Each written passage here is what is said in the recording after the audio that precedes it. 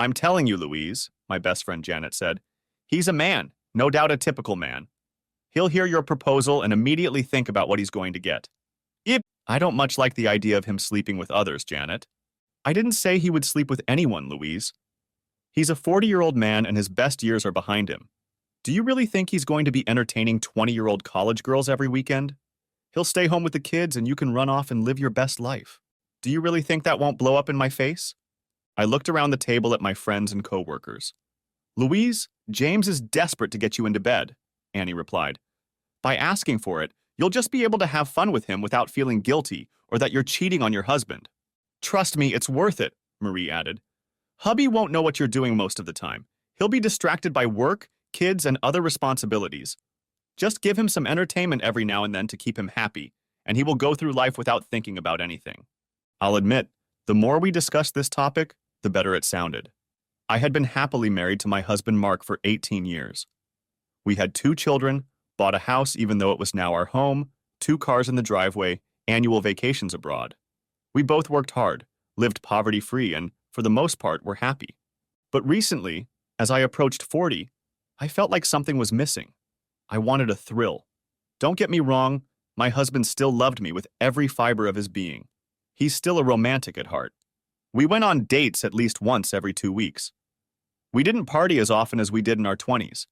My husband was still a handsome man, striving for success, successful at almost everything.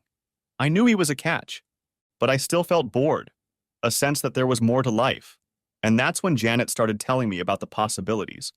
When the girls at my job also found out about my predicament, they too started talking about all the opportunities available. It was the modern world, they told me, and traditional relationships were becoming a thing of the past. Couples now enjoyed experimenting and sharing with each other. I wasn't sure my husband would agree to this, but that didn't stop my friends from continuing to convince me. And it was that night that finally convinced me of the need to talk to my husband. I had all the arguments I needed to convince him. As I smiled at my friends, they all smiled back as they knew what I was about to do. I'll talk to him tomorrow night after dinner, I told them. It'll be fine, Janet assured me. He'll be thanking his lucky stars. Hell, if you need me to throw him a bone while you're having fun with the young hot studs, I'm sure one of us will take him for a team. I didn't like the thought of one of my friends sleeping with my husband, but if it gave me the opportunity to find a few lovers of my own, I would eventually find it acceptable. The last thing I'd want is for my husband to hold a grudge while I'm out with one of my boyfriends. Boyfriends? I like the sound of that, especially the plural. I'd only had 3 boyfriends before I met my husband, and none of them had lasted longer than a few months. I never had a one-night stand. As soon as I met Mark, I never once looked at another man, and I rarely had to turn my head since then. At least until the last 2 years, when young men started showing up at our firm. They weren't shy about flirting with me, and I realized that I was still a desirable woman, and that men barely out of university were eager to entertain me. The realization that you still have everything ahead of you does wonders for your self-confidence. Coming home later that evening, my husband would have guessed nothing. It wasn't until he hugged me as usual, knowing he had no idea what loomed on the horizon, that I lay in silence, worried about the possible outcome, and let out a few nervous tears, hoping I wouldn't start getting upset the next night when I ran into him. The next day was Sunday. The kids played sport on Saturdays. My daughter played netball, my son played rugby league, so we always tried to do something fun for them as a family on Sunday. It wasn't forced, and as they were both teenagers, they preferred to spend time with their friends rather than their parents. My husband was a little more understanding of their longing for freedom, but I still loved the family time. Eventually, we headed out for dinner, but it was a little disappointing as both kids spent more time on their phones than talking to us. Don't worry, honey. The only thing distracting me is you, my husband declared. I was overcome with guilt, as I knew what I would be demanding of him in a few hours. Dinner went as usual. My husband and I made small talk, enticing the kids to talk, and Mark made a rule: no phones during dinner. The kids complained at first, but I could see that they liked that their father took an interest in their lives, always willing to ask a question or give advice. When I cooked, he always cleaned up after himself, and one of the 2 children helped him every night. Children, you are dismissed. I need to talk to your father about something, and it's not for little ears, I told them. Are you having another child? Our daughter asked rather excitedly. No, nothing like that. I looked at my husband and saw curiosity written all over his face. It's just something important, He clearly didn't know what was going to happen next, but he pulled a bottle of wine out of the fridge anyway, poured us both a glass, and sat down across from me. He looked at me, but was silent. While my husband may have been an extrovert, the life and soul of the party, there was another side to his character. Quiet, thoughtful, and contemplative. He lived his life guided by many slogans, one of which stated, "Be silent, and you will be considered a fool. Speak up, and you will dispel all doubt." I sipped my glass for a couple minutes, getting my thoughts in order before clearing my throat. "Darling, are you happy?" "Happy with what, honey?" "Happy with everything? I mean our life?" "Of course. What have I got to complain about? I have a loving wife, 2 wonderful children, a terrific home and household. We live comfortably. Our careers are going strong. We have great friends and supportive families. I think we're doing better than a lot of other people." "I'm glad you think life is so wonderful, honey. And I do too. But I'm not on the same page with you. There's something missing. And to be blunt and completely honest, I'm bored." Mark was silent for at least a minute. Then he became thoughtful again. "You're bored?" Nodding at his words, he asked, "Our marriage?" "I love you, darling. Please don't doubt that, but I need more than what we have now. I need excitement. Am I not good enough as your husband? I mean, I know we're married already. It's not about what you do or don't do, Mark. It's about me and my wants and needs." Sipping wine from my glass again, I tensed. "I've been talking to friends and doing research. Traditional relationships are—" "Don't give me the so-called newfangled nonsense your friends are spouting, Louise," Mark said stiffly. "I don't want to be taken for a fool or a dumbass. Just spit out what you want from me." I knew he knew what I wanted from him. I finished the rest of the wine from my glass. "I want an open marriage, Mark. I want an open marriage and an open relationship." For the first time in as long as I can remember, he looked at me with anger. It wasn't really just anger. The eyes, which had held nothing but love almost from the moment we'd met, changed in an instant. His fingers clenched around the wine glass so tightly I thought he was going to break it. "Can you repeat that, please?" he asked in a low tone. "Just for clarification, Louise." "I want to open up our marriage so we can date other people. Just think about it, darling. Instead of sleeping with the same woman you've been with for almost 2 decades, you could go out looking for some younger woman or even women to have fun with." He was silent, but his gaze was almost nervous. His eyes barely blinked as he silently pondered. I rarely saw my husband in anger. I knew he had a temper when pressed. I'd heard him on the phone as he dragged his coworker over hot coals. And he'd gotten into trouble more than once when he'd played rugby league as a young man. "No way," he finally growled. "I don't know what you've been reading or who you've been talking to, although I can guess who's been filling your head with this nonsense, but we're not opening up our marriage. We made vows to each other, Louise, one of which I take very seriously. Do you remember what it is?"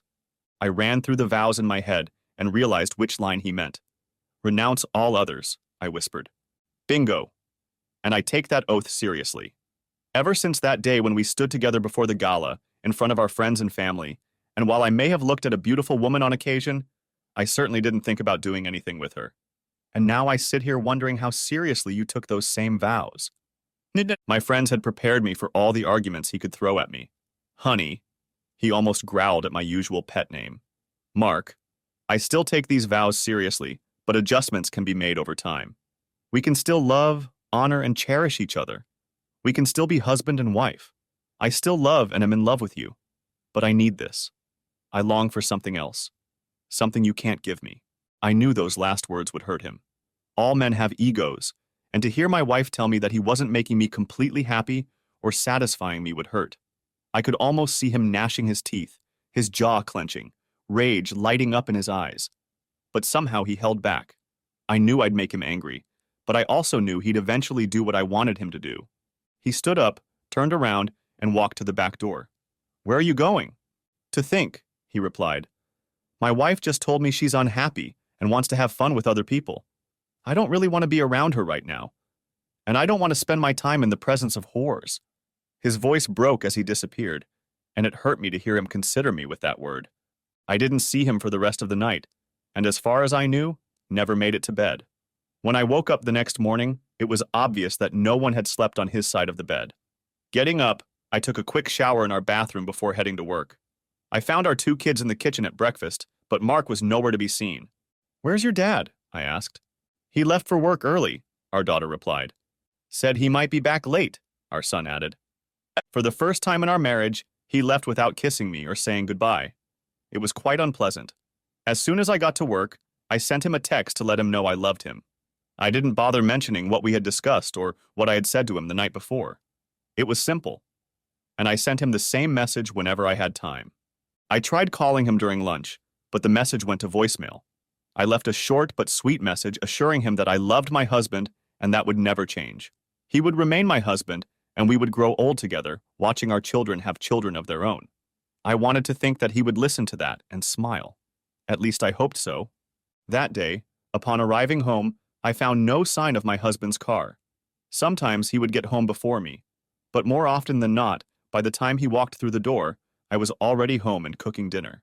I breathed a sigh of relief when he walked in the door, a little later than usual, but at least he was home. I was dreading getting the call that he was at some RSL club or nearby pub, drowning his sorrows and ready to put up a fight when he walked in the house.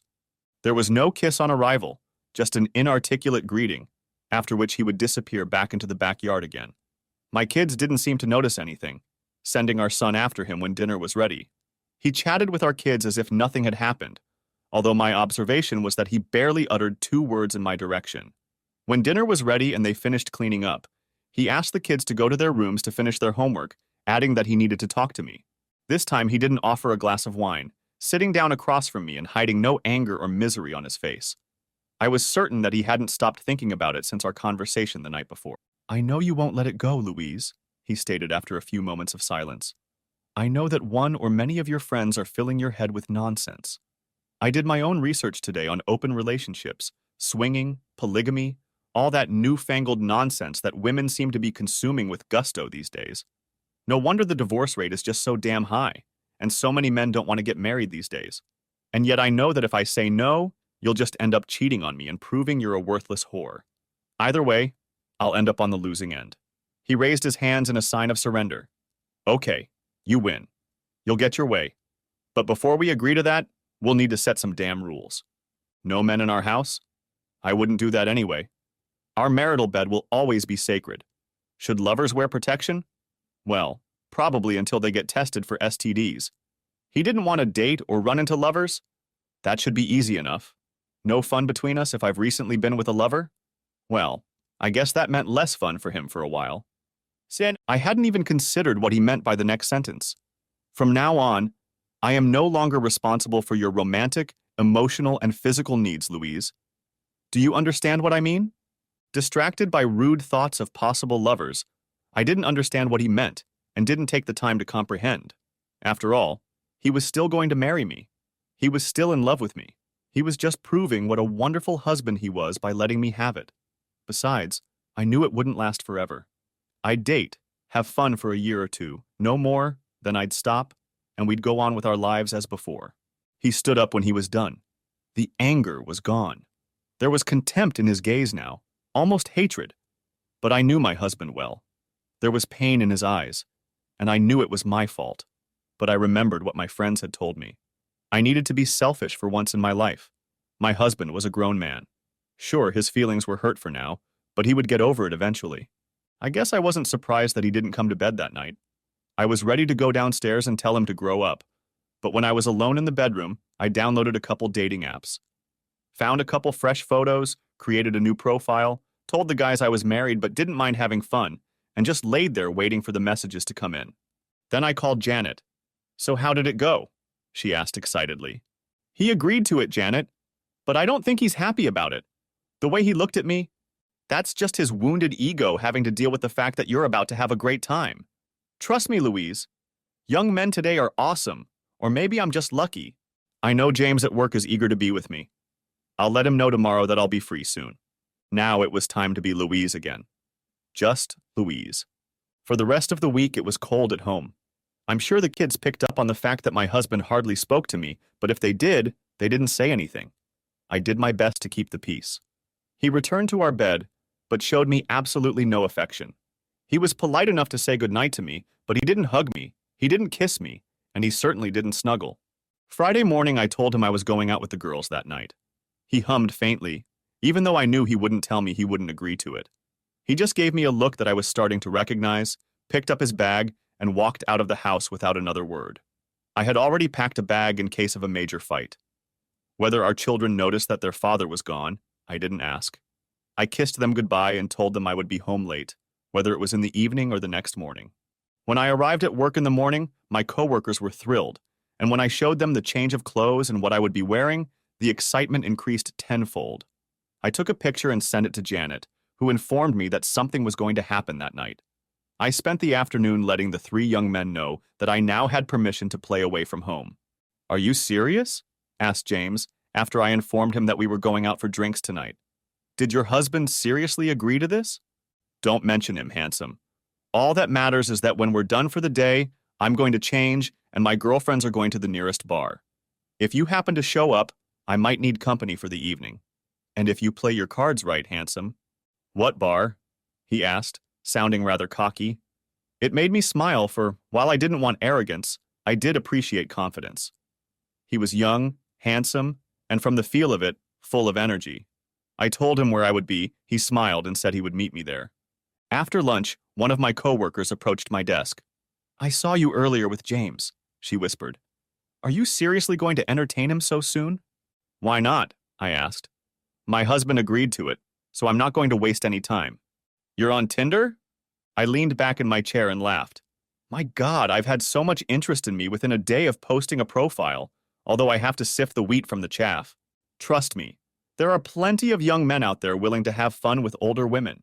Pick the ones who are handsome, slender, and they usually have stamina. My husband just can't compete with that. God bless him. And how does he, deal with it? She shrugged. We don't really talk about it. He doesn't ask about what I do, and I don't ask about him. But I know he spends most of his nights at home with the kids. Does that seem fair to you? She smiled. Who says a loose relationship is fair? It's just that he agreed to it, and so did your husband. If they can't go out and find a woman, it's their fault. I bet your husband had a million ideas about how many women he was going to get. He'll probably find out that it's not as easy as he thinks it is. I wasn't so sure about that. I wasn't sure he would even go looking for another woman. He'd made it clear that he was monogamous, so him agreeing to this was rather odd. But I tried not to think about it and spent the rest of the day trying to focus on work, but constantly texting Janet. As soon as the clock struck 5 p.m., I hurried into the bathroom to change.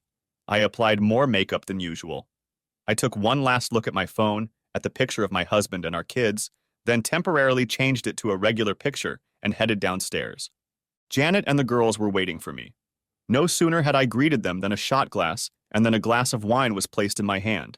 Half an hour later, we were surrounded by a group of young men, most of whom were already in partnerships, as I was the last in the group to be either single or in an open relationship. James appeared. His eyes lit up at the sight of me. Once we found a booth, we got to talking, although it was obvious that all 6 girls had other things on their minds. Whenever we got up to dance, it was very rude. I was surprised we weren't asked to stop it. I have a room booked at a hotel nearby if you want to go, I finally told him. I'll be honest, James. I'm married, but I'm looking forward to having some fun.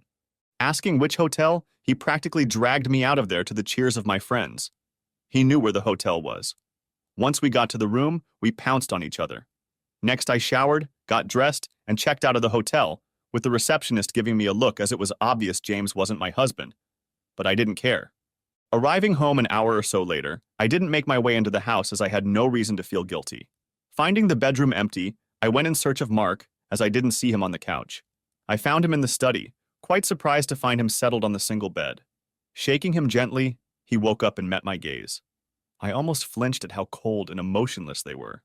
Go back to sleep, Louise, he said, after which he just rolled over and ignored me. Are you going to bed? I'm in bed. I told you about the rules, Louise. You think I'm going to share a bed with you after what you did tonight? Fine, then so be it. I heard him scoff, but otherwise he didn't utter a word. Back in the bedroom, I slipped into my usual clothes and got into bed. I lay awake for a good half hour, missing his presence beside me. But if he wants to sulk and sleep alone, that's his problem. If it kept going on like this, I just wouldn't come home. For the first couple months, I limited my date nights to Friday and Saturday nights. I did my best to maintain the same old relationship with my husband, But I realized very quickly that he would rarely share a bed with me now, and I guess it couldn't be helped that the kids were picking up on something. When I asked Mark about it, he threw me a scathing look and offered to explain to them what I had asked him to do. You agreed to it, I objected. Under duress, he growled. Either agree or be tricked. Either way, you were going to go out and have fun. But the one thing I wasn't going to give you was a divorce. You weren't going to take the kids away from me. I would never have taken them away from you. Bullshit, Louise.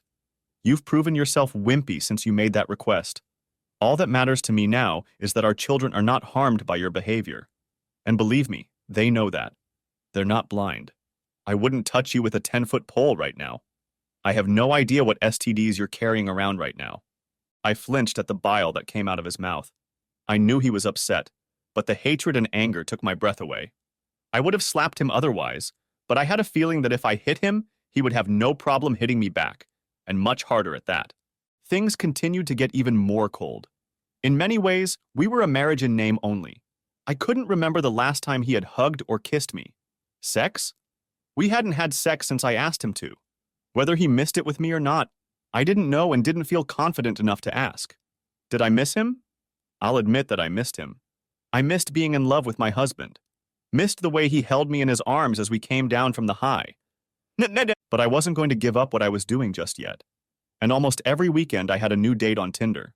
That all changed when Janet and the girls suggested we meet regularly after work. It went from Friday and Saturday nights to 1 or 2 nights during the week and at least 1 night on the weekend. Sometimes I didn't even make it home. Not always with a guy. Sometimes I slept over at Janet's or a friend's house, too drunk to get home safely. I started storing my clothes at work or at Janet's, as it saved time going home to change and then going out. I'm sure after about 6 months there came weeks where I didn't go home at all more than once or twice a week. I was living my best life, but I didn't realize the damage I was doing to my marriage and my family. Mark is the beginning. I'll be honest from the beginning. The night my wife approached me with this request, my love for her died. Some may ask how I could so easily fall out of love with the one I had been in love with for 20 years. Honestly, quite easily. It's betrayal and disrespect. With a few words of her plea, she betrayed everything our marriage was held on, trampled on the vows we made, and in my mind, it was just an excuse for her to go and cheat on me without guilt. And as I went outside to cool down when I was ready to snap, I realized that I just had to turn off my emotions and deal with this whole issue calmly and logically. She was disputing all of my arguments, and it was obvious that she had been coached by her friends. I knew exactly who it was that was telling her things like this. In addition to the anger and resentment, there was also the frustration that my wife might have bought into it. I knew I needed to talk to someone. Only one person came to mind. Walking over to my shed, I pulled out my cell phone and dialed her number. Hi, Mark. Hi, Emily. She was silent for 5 seconds before asking, Okay, something's wrong, Mark. We've been friends for 35 years, so don't think you can fool me. Everything poured out. There were no tears. That would come later. No, what came out of my mouth was anger and hatred. The opposite of love is not hate, but indifference. In those moments, I hated my wife only because she took a few minutes to rip my heart out and crush it in her hands. I don't remember exactly what I said. All I know is that it wasn't pleasant. Are you sitting down, Mark? No. Have a seat, Mark. I'm going to tell you what you need to do. It's not going to be the same as what I did with Adam. This was different. You're going to have to play it differently. It's going to be hard, but that's the only advice I can give. Rely on me, Emily. What am I supposed to do? Part of me thinks I'll just walk away, but then I'd leave the kids behind, and if she ends up doing what she wants, hell knows what will happen to them. Besides, I could fight for custody, but we know how that turns out for a lot of men, and I'm not going to be a part-time dad. And forget about co-parenting. Here's what you're going to do, Mark. You stay married only out of convenience.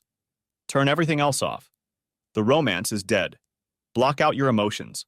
You will no longer be a shoulder for her to cry on or lean on.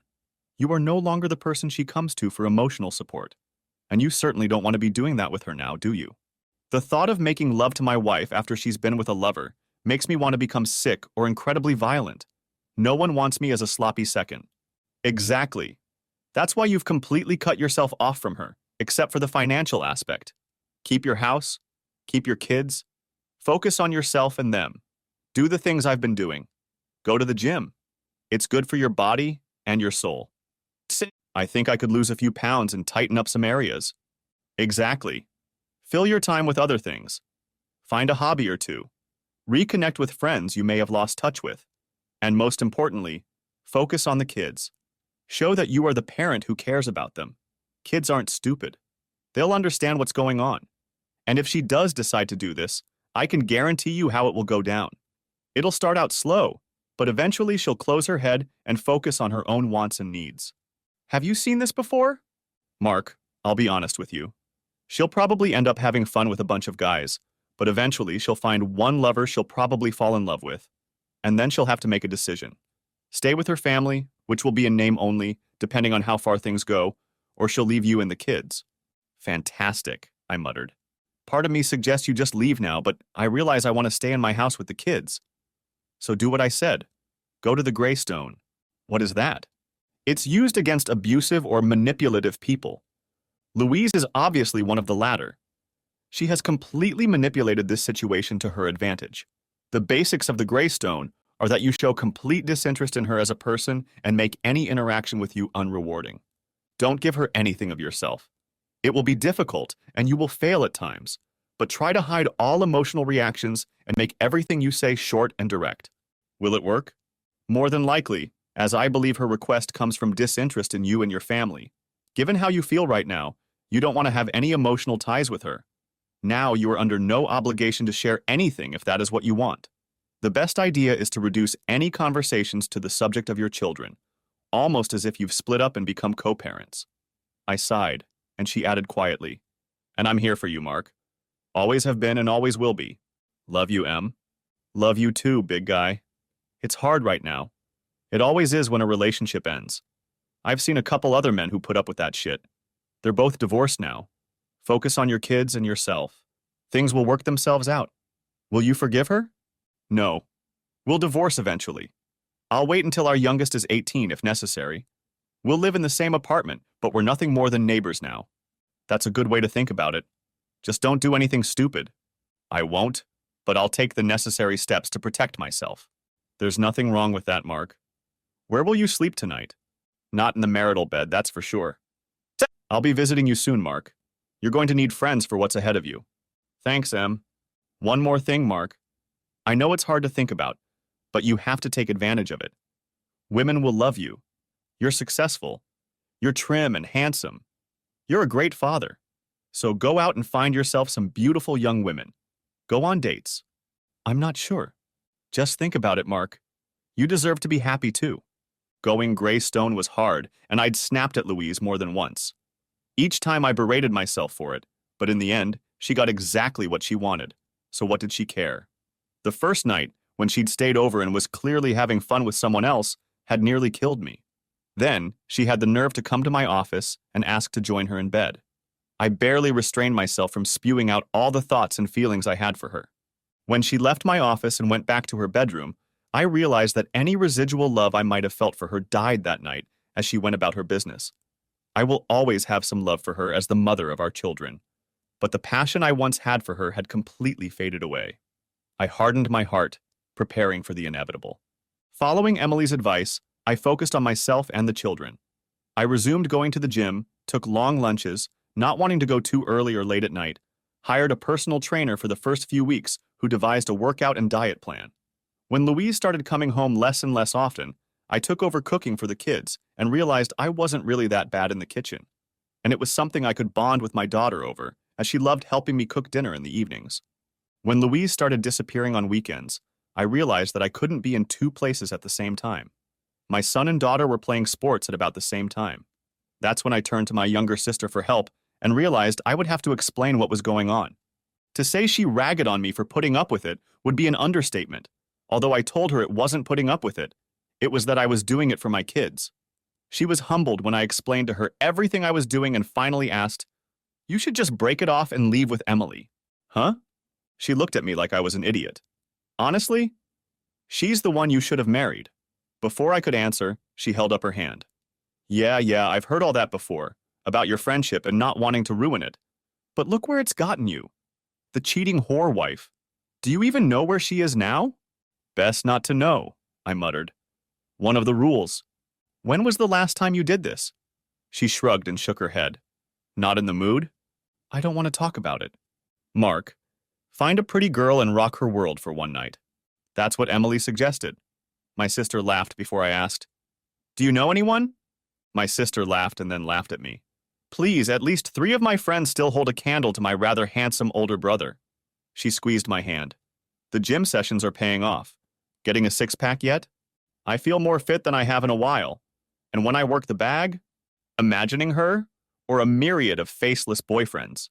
Wouldn't I seem awful if I admitted I see her sometimes? As long as you don't actually hit on her? When was the last time you two talked to each other? Last week when she was home for dinner. The only topic I discuss with her is the kids. She doesn't seem to notice what's going on at all. Spent all her time on her phone. When she was in the shower, I looked. 3 dating apps. And there must be messages from several dozen men on there. I have no idea who or how many she's having fun with. I paused before adding, and the thing is, I don't care at all, because she's now my wife in name only. An absolute goddamn slut, my sister muttered. I agreed, but saw no point in putting it into words. A waste of energy. I had more important concerns right now. Besides my sister, Emily was the one person I relied on the most. The kids already adored Aunt Emily, but as their mother slowly faded from their lives, they began to appreciate when Emily was around, especially my daughter. Emily never stayed overnight, but we spent many evenings sitting together on the couch and usually having a drink or two. Sitting together turned into cuddling, but I didn't let it go any further than that. At least, not yet. Daddy, why do you put up with this? My daughter finally asked at dinner one night. My wife still managed to come home at least a couple times a week for dinner and still slept in the marital bed, probably not noticing that I had already moved most of my stuff out of it. Yeah, the kids at school tried to tease us about it, but we actually went along with what they called mom, my son added. I guess we're not the only kids of parents who are divorced or in weird relationships. Sighing to myself, I glanced at Emily. She threw me a reproachful look before I looked at my children again. Did your mom ever tell you about what was going on? Not really. Just said that things might change in the future, my daughter replied. Dad, we're not little kids. We know everything from the internet. Just tell us what's going on, my son stated. We certainly won't judge you. At least you're here. I can't remember the last time my mom said 3 words to me. My daughter wiped her cheeks, and I realized she was missing a positive female influence. Emily reached up and hugged her in seconds. I won't go into details, kids. You don't need to know. But your mom made me change our relationship. I only agreed because if I hadn't, I would have lost the house and you. Do you still love her? My daughter asked. No, I answered bluntly. My love for her basically died the night she made the request. It died completely that night when she came home late for the first time after her first date with a man who is not her husband. Does she even love us anymore? My daughter asked, barely holding back. Emily hugged her even tighter and looked at me. Of course she loves you, I replied, but I felt like I was lying to her. Funny way to show it, Dad, my son remarked wryly. Sighing, I realized it was partly my fault. Look, kids, all I can do is continue to be the father I've always been. I'm doing everything I can to make sure that what she's doing doesn't affect our little family. I will always be there for you so you can count on me. I can promise you that. My sister is helping too. And I'm not going anywhere either, Emily added. If you want me around. As my daughter hugged her tightly, Emily looked in my direction, and I noticed her eyes sparkle. She had wanted children with her previous husband, but for some reason, it never happened. We like you, Emily, my son said with a smirk, and we know you make Daddy happy too. He's smiling again. My son made me blush. Emily smiled at me. The kind of smile a woman uses to let a man know how she feels. A few months passed rather quickly, and our lives changed. I built an addition to the house and turned it into my private area. It was a bedroom, office, and living space all in one. The kids loved it as we could all play together. When I worked from home, my kids enjoyed sitting on the couch and keeping me company. And when Emily came to visit, we had our own personal space while the kids were in the other living room. I rarely saw my wife, avoided her when she was home, and the only communication now was solely through texts. I had no idea what she did for a living and found that I didn't care at all. A portion of her paycheck still went into a joint account, so all bills were covered. I slowly began to remove her from my life so that she would no longer be a beneficiary in things like life insurance. This will only benefit my children. The same goes for probate, as I intended to be divorced by the time I died. Emily stayed the night with us, although we did not become intimate. but she would happily walk through the front door on Friday night and only leave when she was going to work on Monday morning. We even slept in the same bed, but she realized I wasn't ready. I still wore the ring, as although our marriage was a joke, I still considered myself married and a husband. Thankfully, Emily didn't pressure me or rush me. She liked to just hold me in her arms, whispering that she loved me and that she would wait as long as I needed. Honestly, she's a fool, she whispered one night. She has no idea what she's thrown away, and you still have to go on dates. I'm a patient woman, Mark. Louise. I confess that, having been let off the leash, I guess I went a little crazy. I had always been a faithful wife and mother, but I had given almost 20 years of my life to my family. It was time to live a little of my own life. I felt it was due to me for sacrificing so much. Yes, I can hear you now saying that my husband did the same thing. Well, he was in an open relationship too, and he could take advantage of that. Whether or not he takes advantage of it is up to him. The simple fact is, he agreed to it. He could have said no. And while we could have argued, I would have understood his reasons and agreed in the end. I might have been a little annoyed, but deep down I know I would never cheat on him. But like I said, I guess I did go a little crazy. Then there were the Tinder dates. Not all of them were successful, but there were plenty of young men ready and willing to take me to a hotel room. Time flew by quickly as I burned at both ends of the candle. Weekend hikes quickly turned into 1 or 2 nights a week. I didn't forget about my family.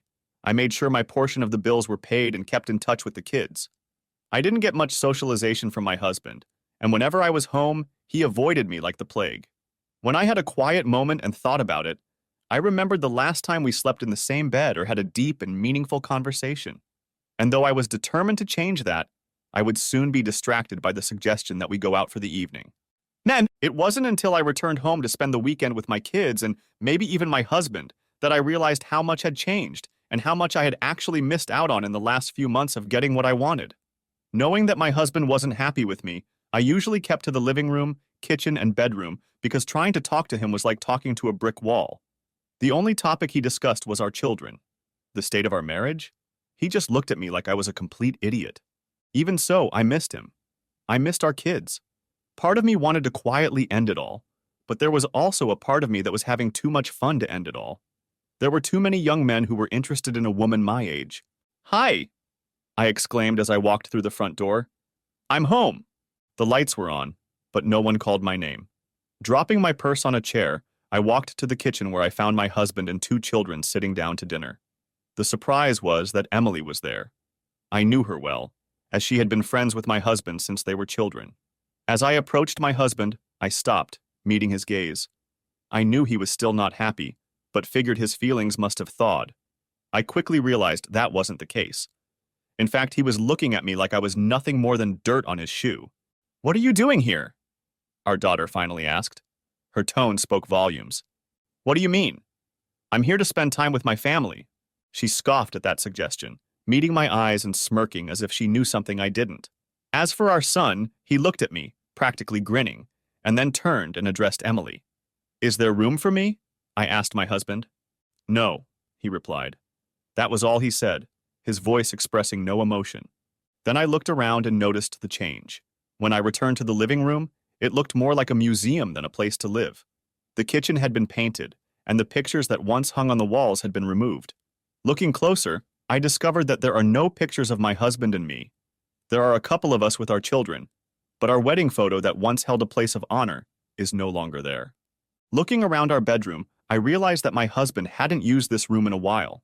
Back in the kitchen, I noticed a significant difference. Distracted by everything else that was going on in my life, I just didn't pay attention to it. Walking over to the double doors, I opened them and saw what appeared to be a huge living space with a sleeping area, a couple of nice couches, and a large entertainment area. "What is this?" I asked. "My part of the house," Mark replied. Again, there was nothing special in his tone, just a statement of fact. "And why did you build it? Why didn't you tell me?" He just looked at me, remaining silent, but his eyes spoke volumes. I glanced at my kids and they both smirked. The only one who remained silent, not giving anything away, was Emily. But I noticed she was holding his hand under the table. "Why are you here, Mom?" our daughter finally asked. "Aren't you supposed to be on a date with one of your boyfriends?" I turned to my husband. "Do they know? Did you tell the kids about our arrangement? They've been asking where you've been all these months." I told them, I'm not going to lie to our kids to cover for you. It was your decision. You've hardly been home for a couple months anyway, our son added. I'm surprised you're even here. Why are you here? Our daughter asked again. We were having a nice dinner until you showed up and made it awkward. I looked at my husband. Are you going to fix our kids' attitudes, Mark? No, he answered without even looking in my direction, turning to look at Emily, who was silent but clearly watching with interest. Our kids are teenagers and entitled to their opinions. Do you even know how old they are? You missed my birthday, our daughter declared. And you missed my team playing and winning the grand final, our son added. They finished eating and Emily, without saying a word, stood up and motioned for them to go to the other room so I could talk to my husband. I'm pretty sure I stood there opening and closing my mouth as Mark got up and pulled a beer out of the fridge. Leaning his back against the counter, he sipped his beer for a minute or two before he finally asked, Why are you here, Louise? I wanted to spend time with my family this weekend. My kids and my husband. He looked away for a few seconds, then nodded. Good luck with that. I'm busy tonight and this weekend. As for the kids, well, you can always ask them. I was hoping. He stopped and turned to face me. Remember the agreements, Louise. I have no idea what you're doing now, and I don't care anymore. I didn't care the day you made me agree to this. But you can try to talk to our kids if you want. But I wouldn't hold my breath. After 5 minutes of talking to both of them, I realized that neither of them wanted anything to do with me this evening or weekend. Sighing in defeat, I went back to the bedroom and felt alone in my own house. Okay, I muttered. If that's the way it is, I can just leave. I'll see you later.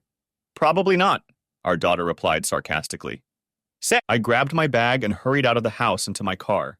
Slamming the door, I slammed my palms on the steering wheel a few times, feeling utterly stupid and unable to stop the tears that flowed as I found myself blaming everything on my husband, until I remembered the look in his eyes the night I'd approached him with my request, and the same eyes the night I'd come home from our first date. But it was the look in his eyes that night that had chilled me. There was absolutely nothing for me now. No love. But there was no hate either. Just total indifference. I was almost a stranger to him now. As I leaned back in my seat, I could only wonder if I had ruined everything that really mattered to me. Had he been right in the first place? Had my girlfriends really steered me down the garden path? Maybe their husbands would have tolerated such an arrangement, but Mark had always been a proud man. Then I remembered part of our agreement, and everything suddenly made sense, making me cry even harder. He had completely disconnected from me. According to him, we were only married out of convenience, and I suddenly doubted we would ever go back to the way things were. I knew I couldn't go to my friends because, frankly, I would end up blaming them for the collapse of my marriage. Wheeling aimlessly around town, I eventually parked at a bar I knew well. Once inside, I sat down and ordered a drink, which soon turned into 2 and 3 as I struggled to hold back tears. Is this seat taken? A kind voice asked, and I saw the man looking at me. No, it's not taken, I replied, snorting a couple times. Though I'm not sure I'd be good company. Maybe you need some company. It's not nice to see a woman sitting alone, looking lonely and frustrated. He sat back in his chair, bought himself a drink, and offered to buy me a drink. As soon as the glass was in front of me, he raised his glass to clink. Need someone else's ear to talk about it? I'm not sure you'd want to hear my story. Is it that bad? The more I sit here and think about it, the more I wonder if I've ruined everything. He held out his hand. I'm Tom. And you are? Looking at his hand, I finally took it. I'm Louise. And now we're no longer strangers. I am now a friendly ear. And a beautiful woman like you crying alone in a bar suggests that something or someone has broken your heart. Are you sure you want to hear about this? I'm in no hurry to go anywhere. Taking a deep breath, I turned to him and looked at him carefully. I thought he was incredibly handsome, but unlike all my other lovers, he was older than me, perhaps even closer to 50. I told him in general terms what was going on, and except for 1 or 2 questions, he usually just nodded his head in understanding. When I finished my story, he ordered another drink for us. I suppose the question is about wanting to maintain a relationship, Louise.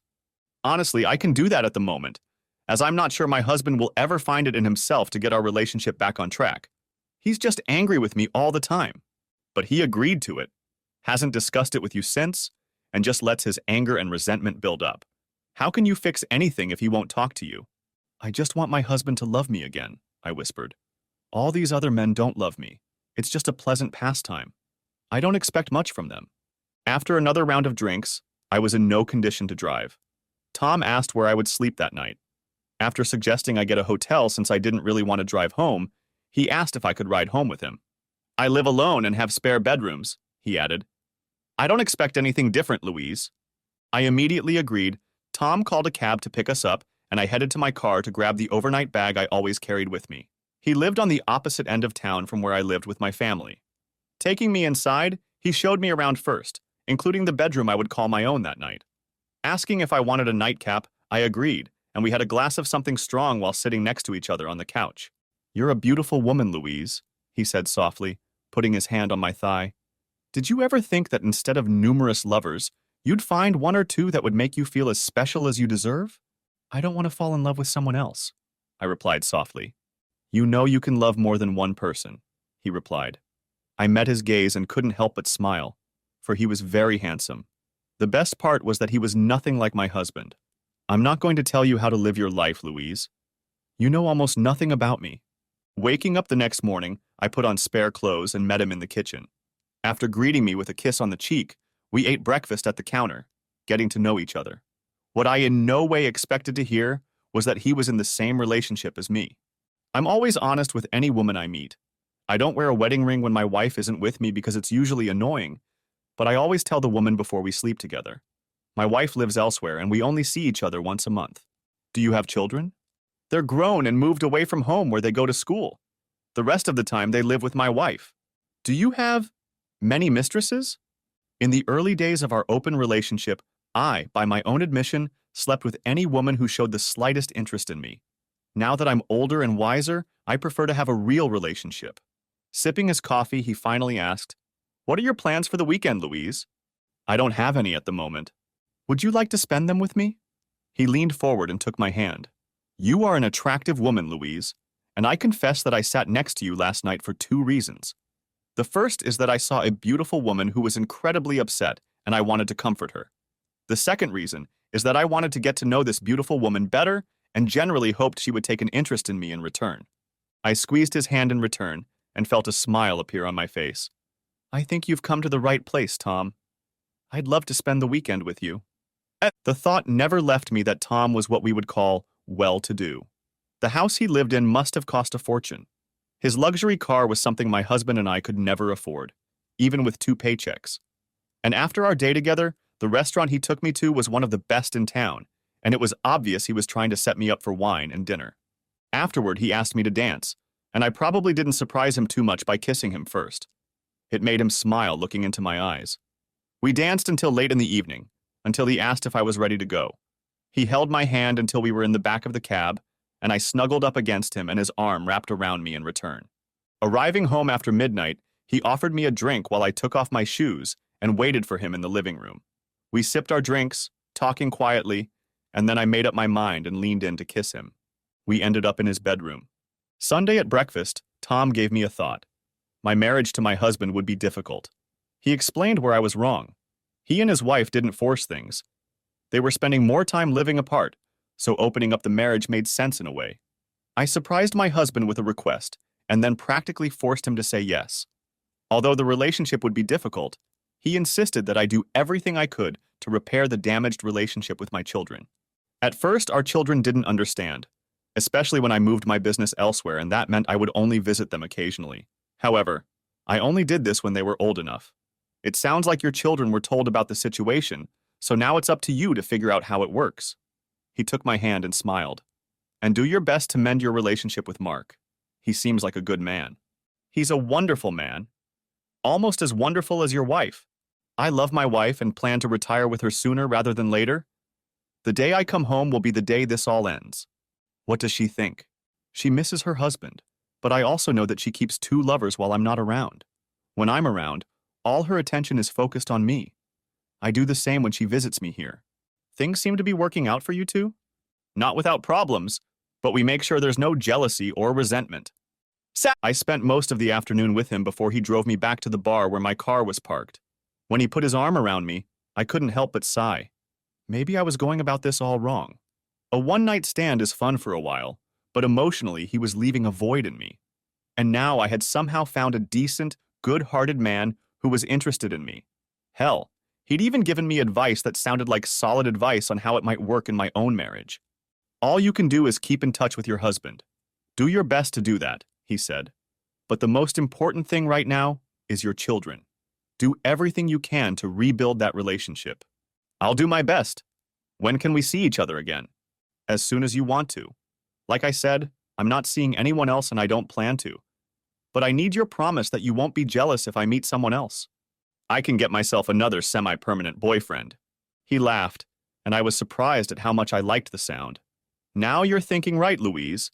You've had your fun, and that's perfectly fine.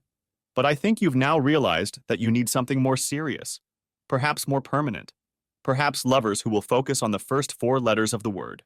I hugged him tightly. I'll call you soon, I said. I'm looking forward to it, Louise. I watched him drive away before getting into my car. Taking a deep breath, I slowly drove home, going over in my head what I should do and say to my family. On the way, I stopped to pick up most of my things from my friends.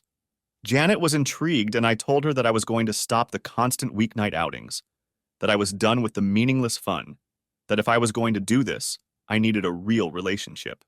Janet seemed ready to argue, but I hugged her, letting her know that she was still my best friend, and I loved her. Good luck, she told me at the front door. By the time I entered the house, it was late evening. Going upstairs, I gathered my clothes and headed into the kitchen. I heard a noise coming from the other end of the house, from the door to my husband's room. I had to stop and hold back my sobs as the phrase rang through my head. My husband had taken every possible step to separate our lives, except for actually finalizing the divorce. Our son, Matthew, played on a console that looked like a video game console, and the new TV was huge, mounted to the wall. Our daughter, Zara, was happily studying next to her brother, oblivious to the noise of the gaming system. If you looked out the windows, my husband was standing on the new terrace, hugging a woman. And it didn't look like Emily. Clearing his throat, Matthew looked in my direction and was surprised to see me. Facing his sister, she pulled her headphones out of her ears, ready to yell at him, but he gestured at me. Walking over to the kids, I sat down on my knees between them, taking their hands in mine. Before I could stop myself, I felt tears rolling down my cheeks. Please don't ever doubt that I am your mother, and I love you, I managed to say. I know you know everything, and I'm sorry I missed some things. I promise I will behave better from now on. My son had always been closer to me than my daughter. When his lower lip began to quiver, I turned to hug him tightly. I don't understand, Mom, he finally said. Why are you gone all the time? It broke my heart, and part of me realized that I should have stopped then and there. I'm sorry, baby. I didn't mean it. I miss you, that's all. I'll try to be better from now on. Are you really with other men? Let's not talk about that, Matthew. That's something your father and I have to worry about. Pulling away, I kissed each of his cheeks and then ruffled his hair. I know I need to work with you, Matthew. I promise I'll try to attend all the home games next season if I can. I can send you a calendar of our matches when it comes out. When I turned to my daughter, she didn't look so convinced anymore. She was older than her brother. She had her own views and ideas about life, and she'd always been the apple of my husband's eye. You broke Daddy's hearts, Mom, she declared not too kindly. What a wife. You're too young to understand. She stood up, the books in her lap falling to the floor, and she stared at me. I'm not too young to understand, Mother, she shouted, contempt so evident in her tone. I'm 16, almost 17 years old. You think I don't read stuff on the internet and magazines? What happens in your father and I's marriage stays between the two of us. But your behavior and decisions affect me. And on my daddy. She then burst into tears and ran away. Sighing and backing away, I didn't even hear Mark walk in until I felt his presence looming over me. Looking into his eyes, I felt the familiar coldness. Are you staying for dinner, Louise? Nodding, I managed to answer. I'll try to be here more often, Mark. Is this your wife, Mark? A kind voice asked. And as I turned around, I saw an absolutely gorgeous woman walking towards him. And what immediately set me off was that she was no more than 25. When she smiled at me, trying to appear innocent, I almost stood up to strangle the bitch.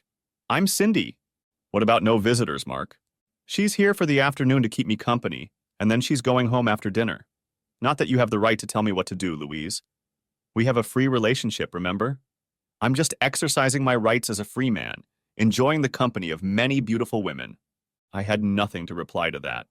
But admittedly, I felt annoyed and jealous, as I watched my husband and daughter prepare dinner together. Cindy sipped wine from her glass, watching with a smile on her face, and I read her gaze as she watched my husband.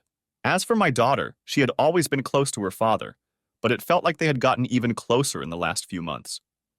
But he was gracious enough to secure a seat for me at the table, even though I sat on the other end from him, seating me closest to my son, who, though clearly upset with me, at least struck up a conversation with me. Mark didn't say a word to me, continuing his conversation with Cindy and Zara.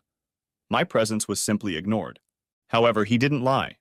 An hour after finishing dinner and cleaning up, he walked Cindy to her car. He waved and waited until her car was out of sight, then walked out the front door. "Mark," I said quietly. He stopped and looked at me, this time without anger. Nor was there the coldness I'd come to expect. He wasn't smiling, but I could sense that my husband was happy. "Can we talk, Mark?" He sighed and ran his hand over his face. "About what, Louise?" he finally asked back, and there was a weariness in his tone that I hadn't expected.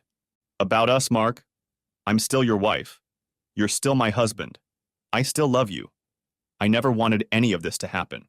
I thought he was going to explode with rage again as I noticed his fists clenching more than once. Finally, he walked over to one of the chairs and sat down. "You wanted an open relationship, Louise. I accepted your demands.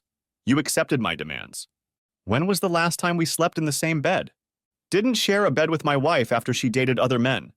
Remember what I said.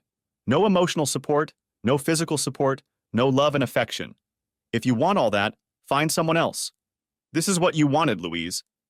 I never wanted my wife to leave to be with someone else. I was happily married. Now I'm married in name only, as far as I'm concerned." "Who is she?" I had to ask. "You brought another woman into our home." "We never did anything here," he stated bluntly. "And who she is none of your business. I don't care who you're with, and who I'm with is none of your business." He stood up and looked at me, almost with pity in his eyes. "Everything that has happened is a consequence of your decisions, Louise. I warned you of what would happen. I have many idioms I can think of about all of this. Perhaps one of them is, be careful what you wish for. You got what you wanted from me, but you didn't care about how it would affect everyone in our family."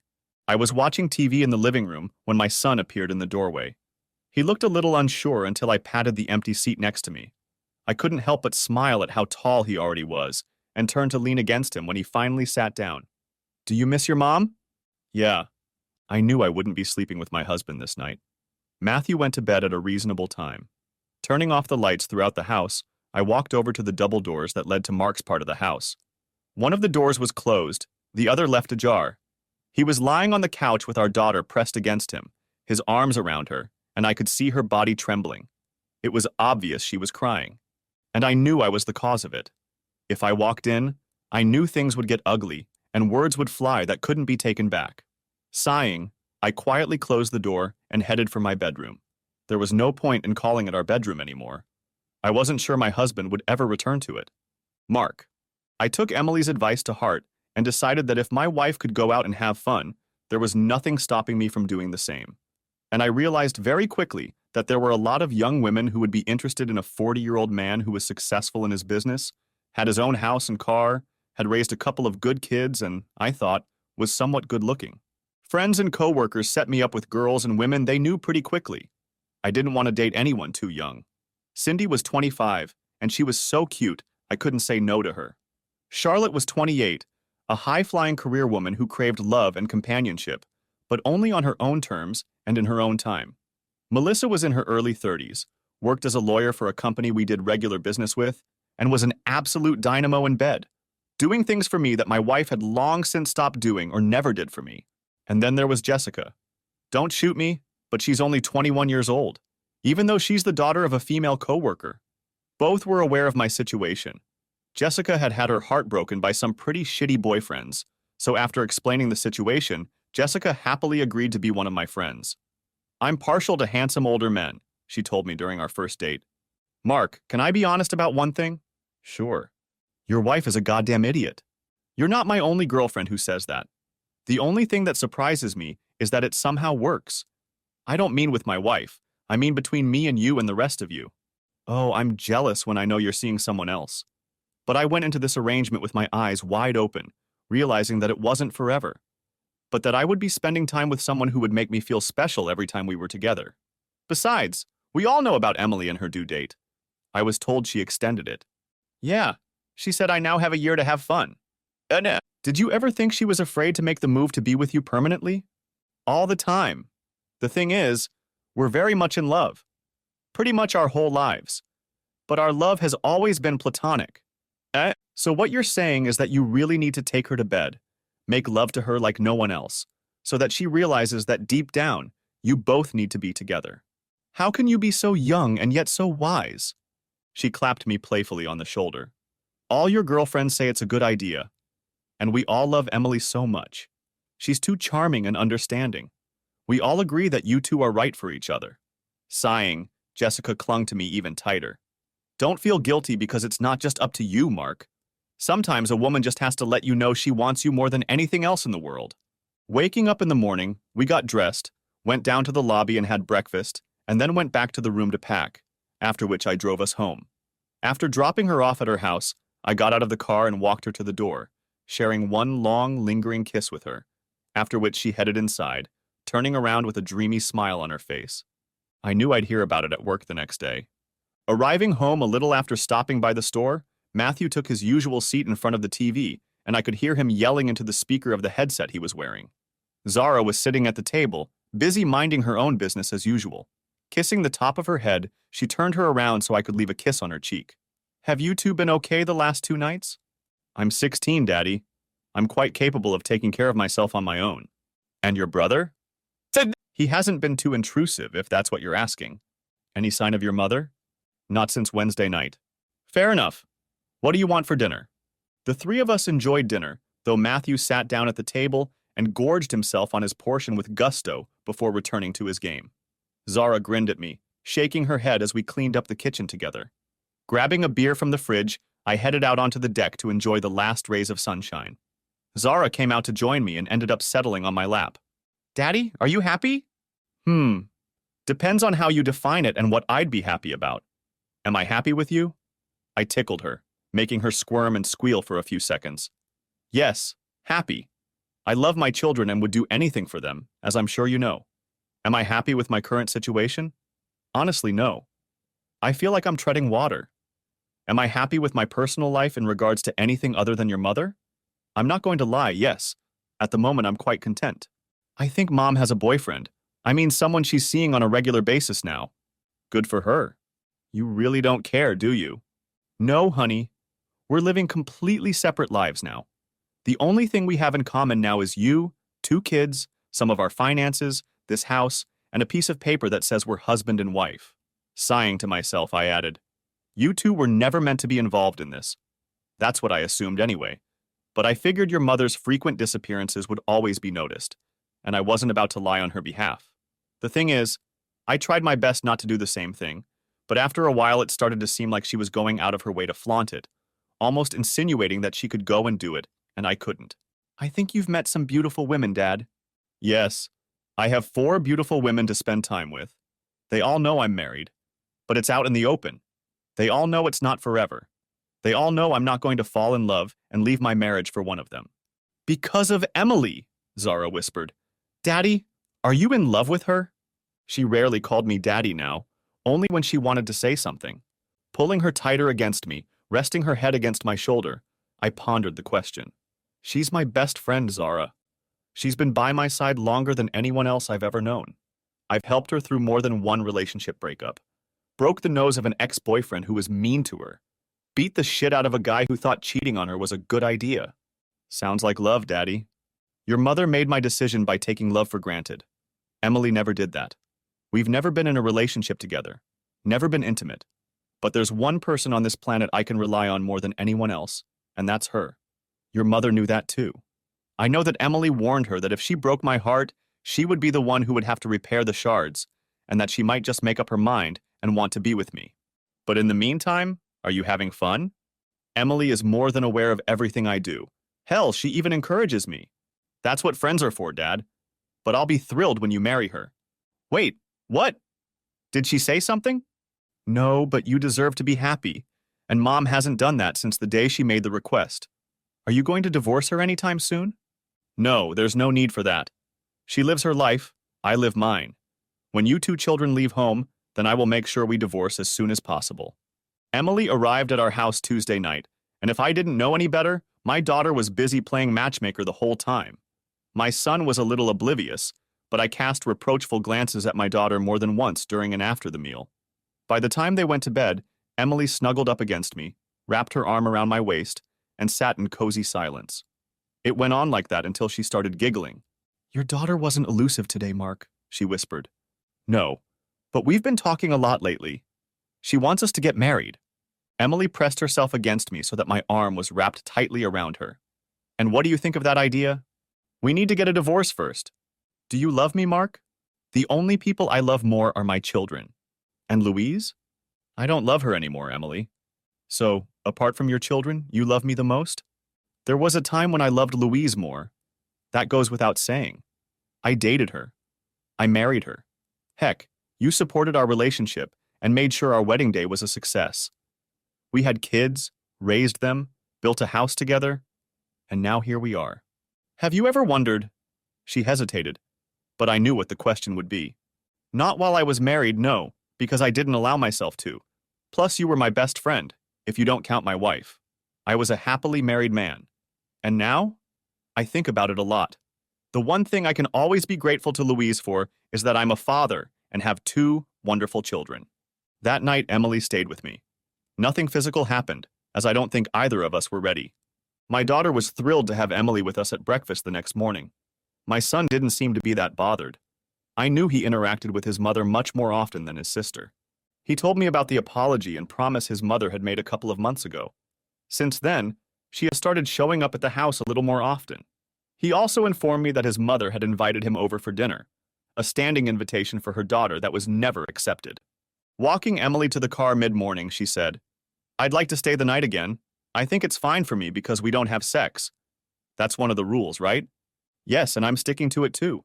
Louise came home on Wednesday. I could see she was looking forward to the four of us sitting down to a family dinner for the first time in months. Too bad for her that I had a date planned with Cindy. To my surprise, she stood up and begged me to stay as I walked to the front door.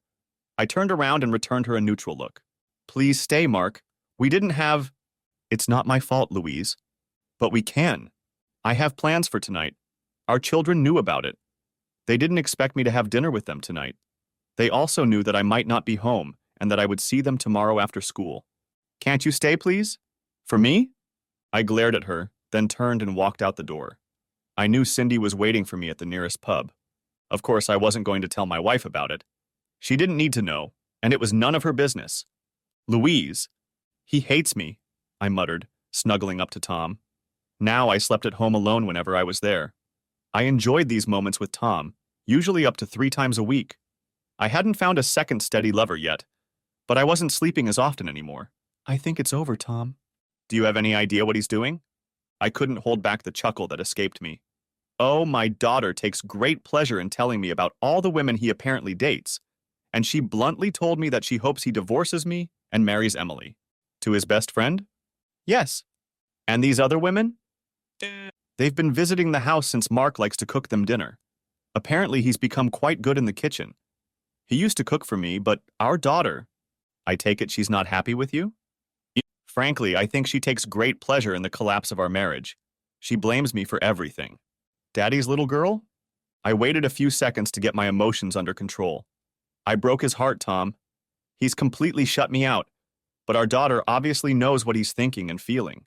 So what are you going to do? To be honest, I think my daughter is right. I don't know how I'm going to save our marriage because Mark still won't sit down and talk to me. The only thing he and I talk about is either the kids or something to do with our finances.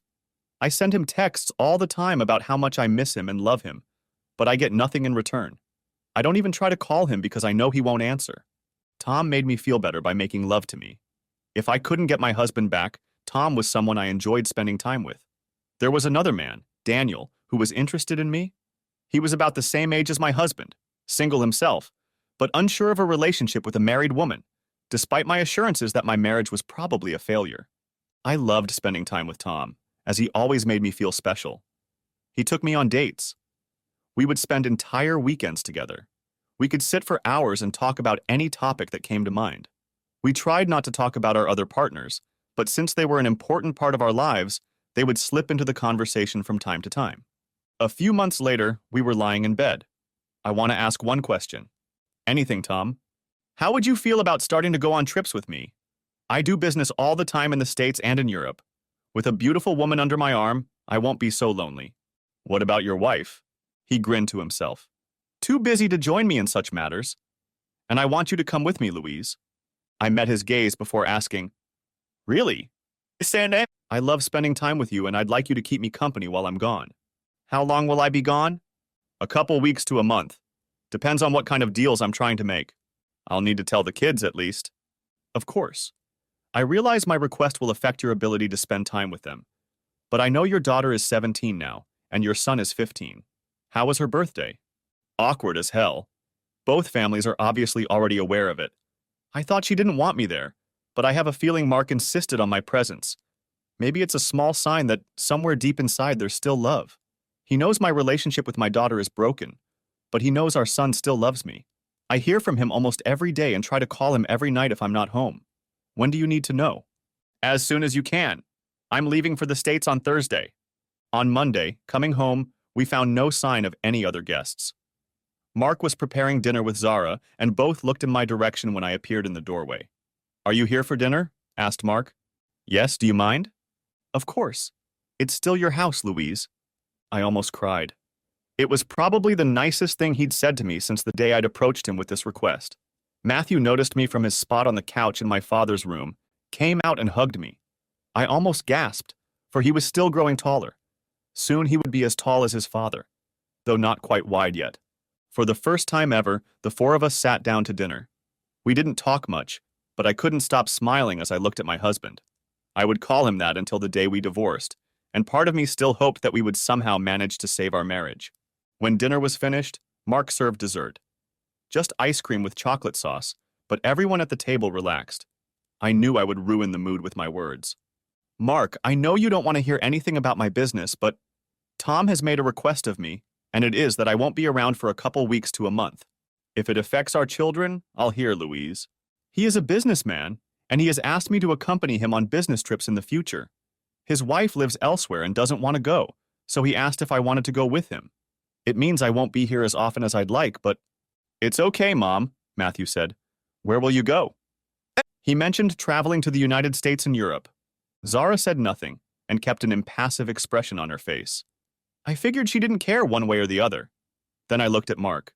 He was looking at me, and I couldn't understand him either, until he asked a question I wasn't expecting. Do you love him? I love you, Mark, I answered quietly. No matter what, I'm still your wife and you're still my husband. I didn't ask that, Louise. I asked, do you love him? I don't know. I enjoy his company. I looked away for a moment before looking at him again. And do you love everyone you're with? He stared at me for a few seconds before he just smirked and got to his feet to gather up all of our bowls and dishes. Zara got up to help her father clean up, realizing that I wasn't going to get a response from him and any conversation was over. I retired to the living room, feeling somewhat relieved that Matthew had come to keep me company. Later that evening, I was already in bed when the bedroom door opened, and soon a warm body enveloped me in its embrace. It wasn't until a few seconds later that I realized it wasn't my husband. I'm sorry, Mom, he whispered. Turning around, I hugged him tightly and burst into tears. No doubt my son wasn't ready for his mother to fall apart, but he stroked my back and whispered that I was his mother and that he loved me no matter what. That made me feel better, and I snuggled up to him. Thank you, baby, I whispered. I spent the next 2 nights at home before heading out with Tom on our first trip together. Mark and Zara were as polite as they could be, but otherwise ignored my presence unless they were in the same room. Matthew was quite affectionate, seeming to realize that I was feeling rather lonely. I knew he wasn't offended by his father or sister realizing what was going on, so I did my best to explain things to him. Dad always insisted that we should keep in touch with you, he told me, and that made me smile. He may not have loved me, but he knew I would always love our children. I had already made arrangements at work to work remotely while I was away, so I packed my things Thursday morning for Tom to pick me up from home. When I got downstairs, Mark had already left for work, and only the kids were still sitting at the table eating breakfast before heading off to university and school. Zara barely said 2 words to me, which I expected and tried to ignore. I did get up as she was leaving and asked if I could give my daughter a hug. There must have been something in my tone because she softened a little and hugged me for a few seconds. I really love you, Zara, I whispered. You are my firstborn. She let go of me, and without meeting my gaze, she murmured that she hoped I had a good time before disappearing out the door. I was the last to leave. Matthew hugged me, asked me to take lots of pictures if I was sightseeing, and only then walked out the door. A few minutes later, Tom came to pick me up. Over the next few months, I went away with Tom more often than I expected. We traveled to North and South America, parts of Asia, and spent a lot of time in Europe. While he was working, we did some sightseeing, and he also made sure that I hardly had to pay for anything. I was always introduced as his partner or girlfriend. Whether the people we dated knew he had a wife, I didn't know and certainly didn't ask. I also knew I had a crush on him. He was incredibly romantic and generous. One day while I was away, I was checking social media and realized what I had been missing otherwise. Mark didn't block me and used them primarily to let his family and friends know what he was up to. When a new story came out about him taking the kids away on vacation to New Zealand, I didn't know whether to be angry or upset. Most of the pictures showed the kids having a great time. Mark never once mentioned it to me when I was home. Neither did either of the kids. The fact that Matthew didn't mention it hurt me the most. I didn't miss the fact that Emily showed up in a lot of the pictures too. After lunch, Tom came back to our room and found me crying on the bed. He didn't ask what was wrong, but just joined me, taking off his shoes and hugging me. Taking my phone, he checked to see what had me so upset and then kissed me. I feel like I should take some of the blame, he said. You're spending a lot of time with me right now. I just feel like I'm already divorced and he's just dealing with the kids on his own time. Maybe you want to stop traveling with me for a while? Maybe we could, I don't know, spend some time at home and you could get to know the kids? Are you sure about that, Louise? I met his gaze as he smiled at me. I'm just asking because... He sighed and kissed my forehead. I really love you, Louise. That made me smile. We had expressed our love for each other on our first trip. But I still love my wife and I can't imagine a time when I will leave her. Introducing your children to me would be... I'm not sure, to be honest. I wouldn't want to inflate expectations. After coming home a week later, I tried to spend as much time in our house as possible, as well as socializing with Tom. Trying to corner Mark was quite difficult as he always seemed to know where I was. But one evening when he was home alone, I did get through to him. You've gone to New Zealand with the kids, I asked. Why? I decided to give our kids a vacation. They haven't gone on vacation in years. Why did you exclude me?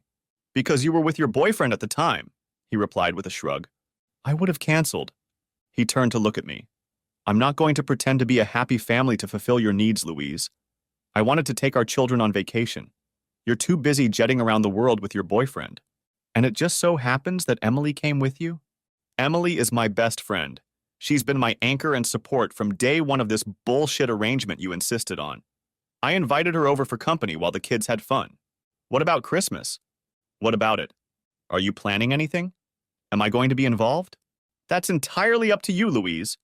Mark, if you just talk to me. His eyes turned to ice as he stared at me, and I knew his body language well. He was on the verge of exploding.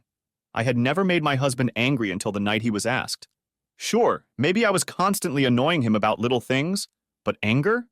He had never once raised his voice in my direction, even for a second. We have nothing to talk about from the night you made your request, and the next night when I was practically forced to agree. You've made your thoughts and feelings about our marriage perfectly clear, Louise. I miss you, Mark. I want my husband to be with me. I can't remember the last time we did anything together. I can't remember the last time we shared a bed and made love. And it's your fault, Louise. I refuse to sleep and be intimate with a wife who wants to share herself with other men. But you agreed to it. He looked at me and started chuckling, shaking his head. You still don't get it, do you? I never wanted anything like that. I wanted my wife to stay faithful to me. But no, you just had to go out and have fun. Go and entertain a few other men. By doing that, Louise, you gave up virtually all privileges regarding my role in the marriage. Either I agreed to an open marriage, or my wife would unravel and go and cheat on me. Either way, I would lose. I would never cheat on you, Mark. No, you would. You were so eager to have fun with other guys that I know you had at least one man in mind when you made your request. Don't take me for a fool, Louise. You're sleeping with another woman too, Mark. Don't make it all about me. What's good for the goose is good for the gander. I wasn't going to just mope around the house while you had fun with everyone else. He took a step toward me, and his anger melted away. I know it was your goddamn slut girlfriend Janet who put all that nonsense in your head. Are you aware of what's been going on with her lately? Her husband finally kicked her whore ass to the curb. I learned a lot from him. She's been out partying her ass off. And he had to stay home and take care of the kids and practically be a cuckold. Do you know she started bringing men home and having fun with them while he was in the house? I felt my jaw drop. I had barely spoken to Janet in months, but I had never expected her to be so disrespectful to her own husband. I hadn't heard from any of the other friends I'd met at all. But I also remembered what I'd been told before all of this started, that they go out and have fun, and husbands. My head dropped as I realized that Mark had guessed everything, and probably from the beginning. I don't know exactly what they would say, Louise, he said, and the anger in his voice was gone. There was just no emotion in it now. But I can make a few guesses, and I know I hit the mark most of the time. You took the word of a few whores, and with your request, you destroyed our marriage, our home, and everything that made our union so special. And there's no going back to what we once had. He stepped forward again. Why is that, Louise? You never explained why. Was I a bad husband? Was I a bad lover? Did I make you unhappy? If you wanted a divorce? I was bored. Not good enough, Louise.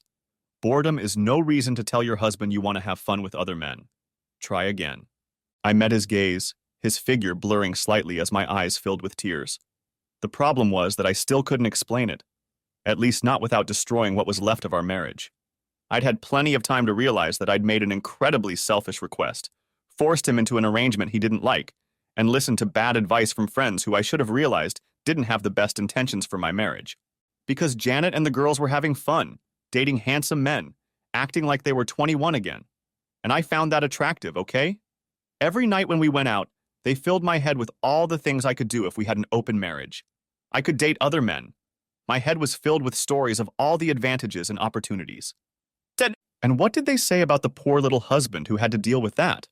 I lowered my head again. It was time to be frank with him. Janet said it was never a fair arrangement, I whispered. I never wanted anyone else, Louise, he said sadly. Until that night, I was a happily married man, in love and devoted to my wife, and I would have done almost anything to make her happy. But your act showed complete disrespect for me as a husband and showed your true thoughts about our marriage. I sighed to myself. We hadn't spoken in such a long time since the night he'd agreed to this arrangement, but the thought never left me that this was the death knell to our marriage. I knew there was no going back. His love for me had faded, at least as far as I was concerned as his wife. What do we do, Mark? Keep this arrangement until the children are 18. Then we'll decide what to do. I realized what he wanted to do and burst into tears. What I didn't expect was for him to put his arms around me, and it broke me completely. I collapsed on top of him, my legs almost leaving under me as I held on to him with all my might. I knew he didn't love me, but somewhere in the back of my mind, he probably still didn't want to see his wife cry.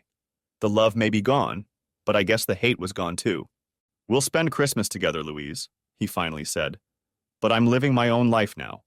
Our marriage is practically over. You should realize that by now.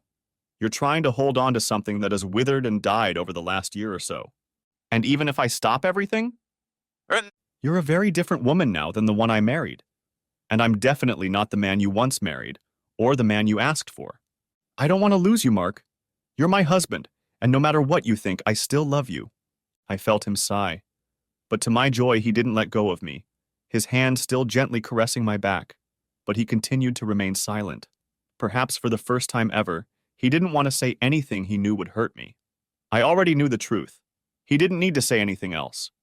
I knew what he was thinking, what he was going to do eventually, and I knew there was probably nothing I could do to stop it, and I couldn't hate him for that. Finally, he let go of me and stepped back, giving me a chance to wipe my eyes. I met his eyes. There was no real warmth in them, but he seemed to understand my emotions. Do you want some dinner? He asked. I almost cried again. It had been too long since the two of us had had dinner together. I smiled as we cooked something simple, but filling rather quickly, marveling at how well my husband was doing in the kitchen now. When we sat down at the table, the conversation was awkward, and some topics were definitely off limits. But after he'd had a couple beers, we started reminiscing about past times. You know, I never asked where the kids are, I finally asked. Zara is out with her friends. Matthew is at a sleepover with friends right now, and I was just enjoying a night alone. Oh, it's okay, Louise. I think we needed this conversation tonight. Zara hates me? He shook his head. No. She doesn't hate you, Louise. She's Daddy's little girl, and she doesn't like that her mom has a boyfriend. What does she think about Daddy having a girlfriend? I replied. To this, he chuckled slightly. Well, I think she's a little jealous, since if not Emily, she's certainly been neglected in the first few months. Do you love Emily, Mark? You know I love Emily. She's been my best friend for most of my life. Are you with her now? I asked quietly. No. She's been there for me as a means of support. She won't be with me until we're divorced. Wiping my cheeks, I couldn't hold back the tears. Are you serious about this? Divorce, I mean? Are you really happy in our marriage, Louise? This is the longest conversation we've had in the last year, and the longest we've been in each other's presence in months. I would give anything to have things the way they were before. But you can't turn back time, Louise. What's done is done. But he changed the subject and invited me to have a drink with him in the cabin he called his own. It was decorated with love, it was incredibly warm, and not surprisingly, the kids loved spending time there with him. We shared a bottle of wine as we continued to talk about the past. It was better than talking about the present or the future. When I woke up the next morning and felt someone's arms around me, I opened my eyes and saw my husband sound asleep. I realized that I had probably gotten a little drunk, but disappointment overtook me when I realized that nothing had happened. Mark opened his eyes and looked at me in surprise for a few seconds. Then he smiled at me. Apparently, we had a bit to drink last night. We're both still dressed, though, so... I have no indication that you made love to me, Mark. Snuggling closer, I asked, would you be interested? When was the last time you did it? Over a week ago. At that, he raised his eyebrows. I've never stopped finding you attractive, Louise. You're still a beautiful woman. Do you mean that? Of course I am. I'm not going to lie to you about something like that. Mark, I know you don't particularly like me, but would you like to entertain your wife? We haven't done anything in over a year. I really miss being with you. He sighed and pulled me tighter to him, whispering that he was sorry. I whispered back that he would never apologize. I still remembered that part of our agreement. He had closed off a part of himself from me, and he couldn't give me that part anymore. Thank you for telling me I'm still beautiful, I whispered. He disappeared to take a shower, then got dressed and had a quick breakfast. As he was leaving, I stopped him and asked if I could have a hug. He put his bag down and, for the first time in a year, hugged me. I clung to him as tightly as I could, not wanting to let him go. In a way, it was a symbol of the end. One last hug before he left. But I knew that one day we would hug one last time before our marriage ended. I love you, Mark, I whispered. I've never stopped loving you, not even for a second. He didn't say anything back. I guess he didn't want to hurt my feelings this early in the morning. I followed him to the driveway, watching him get behind the wheel of his SUV. I couldn't resist waving at him and he pulled back and honked, getting ready to leave. Mark, you're 18 now, honey, I said to my daughter, and Matthew is 16. I think it's time. Are you finally going to divorce her? You shouldn't be so excited about the idea, Zara. Dad, your marriage has been a sham for too long, and you deserve to be happy with someone who will love you. I'll have to let Matthew know. And when your mom gets back, I'll put her at the table and give her the paperwork. I'd prefer it be a joint application. That way it will go faster and without much delay. Your mom is aware that I want a divorce, so hopefully this won't come as too much of a shock to her. Did you tell Emily? Yes. She wanted to wait until we were divorced, but we've both waited long enough to be together. I'll discuss living arrangements and everything else with your mom. Louise, at least, hadn't lied to our son. Since she had started her relationship with Tom, having learned his name from our son, she had spent time with him when he traveled, but was home most of the time when she wasn't away. We were able to spend Christmas together, and it was almost a reminder of years gone by. I warned my side of the family to be friendly, and her side of the family seemed to be at least a little favorable to me. That one night when we talked longer than we had in over a year helped me thaw out her feelings. I'd even say we became friends again, but the love and intimacy was gone. But we could be around each other, in the same room, and talk to each other easily. I knew she still loved me, and I hoped that maybe I would rediscover my love for her. Although my feelings were more positive than they had been in recent months, I couldn't love her like I used to. And she came home a few nights later and I gave her a couple days to recover. I wasn't going to be cruel and file for divorce as soon as she showed up at the door. The hatred I had felt for her in those first few months was long gone. After finding my own girlfriends, I even began to understand her, but only up to a point. It was Emily who helped me stay calm most of the time. One evening, we sat down to dinner as a family, and I was pleased to see that Zara had become affectionate with her mother. I felt it had to do with her knowing what was waiting on the horizon, but she was sincere enough. As for Matthew, he always loved his mother, although I also warned him of what was in store for him. He was upset, but understood that it was necessary so that his mother and I could move on with our lives. Left alone with Louise, I asked her to wait at the table while I got the papers and placed them in front of her as soon as I sat down. She immediately cried as she realized what it was without even looking at it. "I can't apologize for doing this, Louise. The only thing that could possibly have been done differently was to do it 12 months later. But I stayed here because I wanted to be near the kids. And when I left the hate and started living my life, I didn't mind sharing a house with you. Neither of us brought lovers here to dirty up what was once our bed together, and we never flaunted our other relationships." I took her hand and squeezed it. "Read the papers, and if you agree, we can file them as a joint application. Zara is 18 now, so she is no longer considered a child. Matthew is 16. I think it would be best if he stays living here in his home until he turns 18. And what are we to do?" "That's up to you, Louise." I took a deep breath, squeezed her hand, and made sure she was looking into my eyes as I added, "I'm going to be with Emily. As soon as we get divorced, I'm going to propose to her. More than likely, I'll move in with her. As for this house, you can either buy me out or we can sell it. Are you going to stay here?" "I don't plan on leaving yet, Louise.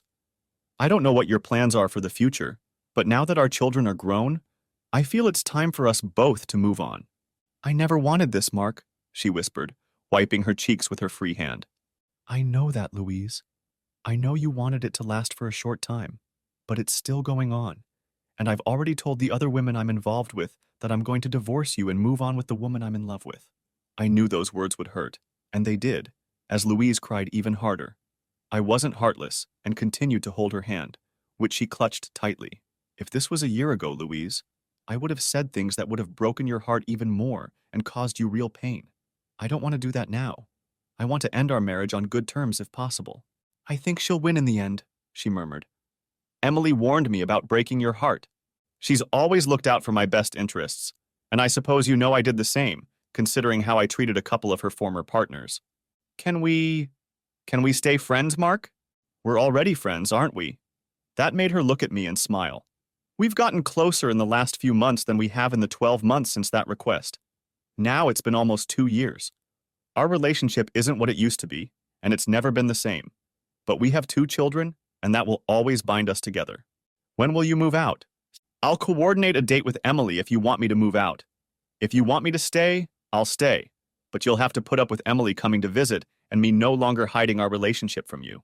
"I'm not sure I can live with that," Louise whispered. "Then I'll leave, Louise. It's okay. We've already talked about it, and she's happy for me to be with her all the time. She really loves you, doesn't she?" I didn't regret anything in our relationship until that night, Louise. I fell in love with you, and marrying you was the best day of my life. The birth of our 2 children will always equal that. I still have no regrets whatsoever. I loved you with all my heart for so long, and I gave it all up. Go through the papers. I'll send them back as soon as you sign them. I'll talk to Emily and arrange a date for my move." She didn't cry much. I hugged her back, stroking her back. I realized that I had just broken her heart in return. I knew she was living in hope that we could save our marriage, but she also knew that I had talked about divorce more than once. In the evening, after going to my side of the house, I called Emily and told her that I had given the papers to Louise. She tried not to betray her excitement when she asked when I would be moving in with her. I knew I would be moving out of the house since Emily owned her house and was looking forward to me moving in. The fact that I had left the house to Louise didn't bother me, as I knew she would agree to sell it as soon as Matthew was old enough. The house wasn't as uncomfortable as I thought it would be. In fact, I felt a weight lifted off my shoulders. The tension eased as I finally made a decision. As for Louise, I knew she was upset, but she bravely kept her cool. Zara told me more than once that she overheard Louise talking to Tom and told him that she needed some time as she had put him on notice of what had happened.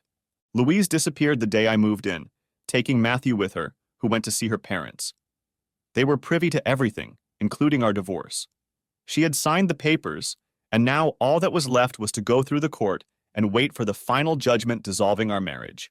Emily came around as I was packing up the things I was supposed to take to her house, which, to be honest, wasn't much. When she arrived, I greeted her with a kiss. After packing boxes and a couple suitcases into my car, she took a couple other smaller boxes with her because she insisted that her house was going to be our home and she needed signs that we were living there together. I'm not going to lie. I left the house for the last time with a heavy heart. I had been officially married for over 20 years. We didn't celebrate that anniversary, of course. There was no point since we both knew the score of our marriage. But for most of my life, the house had been a warm, welcoming place. There are 1,000,001 good memories associated with it. Before I left, I wrote Louise a short letter that I hoped would make her smile. I no longer felt hate or bitterness. I was living my life, and it was time for Louise to live hers. When we arrived at my new home, we dropped off most of our things and left them in one of the 2 spare bedrooms, and he made sure most of my clothes were in the one that was now our bedroom. I've had several tests, Mark, she whispered. I'm still capable of having children. That made me lean back and I felt a smile appear on my face. I know we've only discussed this in passing, and I know you already have 2 grown children. We can definitely discuss it. I love you, Mark, and over the past few months I've fallen in love with you. Emily, you've been my best friend for most of my life. Believe me, I feel the same way now. When was the last time you were with someone? It was a couple months ago, Emily. I've always been uneasy about my health, but I knew you'd want to know, so I got tested as soon as I had my last time with Cindy. I'm fine. When was the last time you were with someone? She immediately became self-conscious and blushed. How long ago? Just waiting for you to start divorce proceedings, Mark. I knew I couldn't wait until it was official. She made dinner for us that night, and we sat at a small candlelit table, sharing a bottle of wine and marveling at how easily the conversation flowed between us. After that, there were no transitions to the living room or the backyard. We loaded the dishwasher and turned it on. Then she took my hand and led me into her bedroom. Emily was nothing like my wife. Shorter. Slimmer. 2 months later, a month after our divorce was finalized, and I had received the final papers, I proposed to Emily after we shared a lovely dinner at the harbor. She rushed to me as soon as I put the engagement ring on her finger, and when we got home, my bride never failed to thank her fiancé for making her so happy. Of course, I couldn't help but tell the kids about it. Zara was thrilled, as she just adores Emily.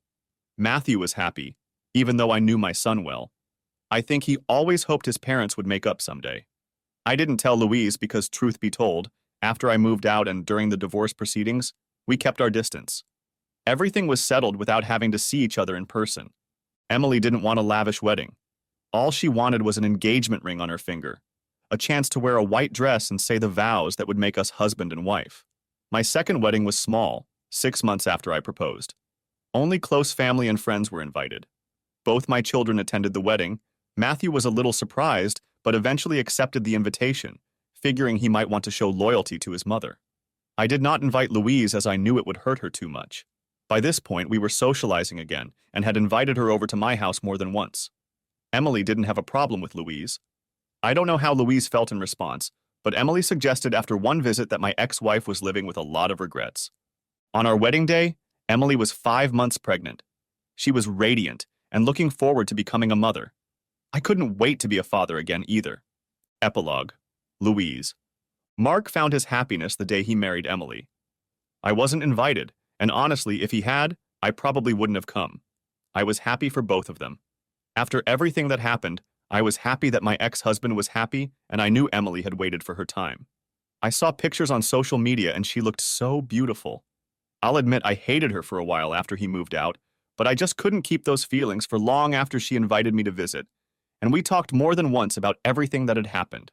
This was supposed to be my happy period.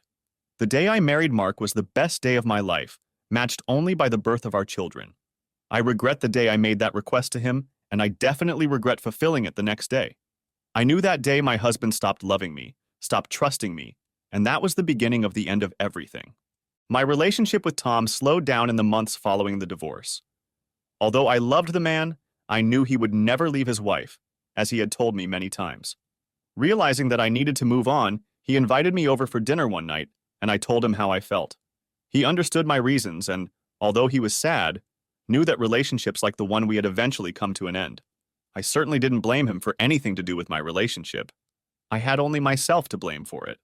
I was alone in the big house, with only my son keeping me company, as Zara had moved out shortly after my father, deciding to share an apartment with a couple of friends while she went to university. I knew she was happy about our divorce, though she never expressed her feelings too verbally, but she still blamed me for everything that had happened. I was grateful that she still talked to me and came to visit at least every weekend. I knew it would take time for our relationship to fully recover. When it came to finding love again, I realized that there are very few men like Mark, and frankly, very few men like Tom. With Mark, I had ruined a beautiful marriage, and Tom was a real good-hearted man. But the small hope that he would want to be with me all the time never materialized. I dated men from time to time. Some men seemed sincere, but most were not worth my time. Many of them were men who had gone through bitter divorces. I was always honest about the reasons for the divorce, and I was called a whore and other names more than once. Others, however, thought I would easily please them. Several years passed until I met a man who seemed worthy. His name was John, and he was a couple years older than me. Good job, his own apartment, and he seemed to really like me. We dated for a few weeks before I finally decided to sleep with him. He was a good enough lover, caring enough to make sure I had an orgasm, but he didn't have the feelings I'd had with Tom or the fireworks I'd enjoyed with Mark. But I decided that's how I was going to go on with my life. The love of my life was gone. Now all that was left was to find a man good enough for me to grow old with. But even that turned out to be a false dawn. It was on Christmas Day that I learned the truth. Upon arriving at his apartment, I found no sign of him, even though we had discussed our plans for weeks. Looking around his apartment, I searched for anything that might tell me where he was. Eventually, I found paperwork, an itemized bill that listed a different address. Without realizing why, I took it with me and drove to it. The house was in the suburbs. Pulling over to the side of the road, I saw his car parked in the driveway and another car next to it that I didn't recognize. As I got out of the car and walked to the front door, I felt a knot in my stomach. Ringing the bell, I waited a few seconds before the door opened, and the face of an unfamiliar woman appeared in front of me. "Hello, can I help you?" "Yes, I'm looking for John." "And who are you?" "I'm not going to tell you my name, but I assume you're his wife." "Yes." "Well, then I am his mistress. I'm very sorry, but I didn't know you existed." "You—" Her eyes darkened for a few seconds. "You didn't know he was married?" "Believe me, I was in an open marriage and was a major cause of his downfall, and I have the scars to prove it. John never talked about being married." I raised my left hand. "He never had a ring on his finger. He stopped wearing it a long time ago. Said it had to do with work." I could feel the anger radiating from her. "Tell me everything you can." "Who is it, sweetheart?" came his voice from the back of the house. "Just someone looking for the street, honey. I'll be there in a couple minutes." I told her everything I could, particularly details that only I could know if I were close to him. I told her details about the apartment he kept, details of our relationship, when we met, how often. I watched her mull it all over, and finally she sighed. "I can't thank you enough for this, whoever you are." John appeared next to her, and I heard him whisper, "Oh, shit. You're an asshole, John. If I had known you were married, I never would have gotten involved with you," I hissed. "I'm sorry." "Diane," his wife said to me as I met her gaze again. "I'm sorry, Diana. I've been through this shit once before. I had no idea." I looked at John again. "You're such an idiot. And by the way, it's over between us. I never lied about my past or why I got divorced. I know I screwed up. And you're just a cheating piece of shit."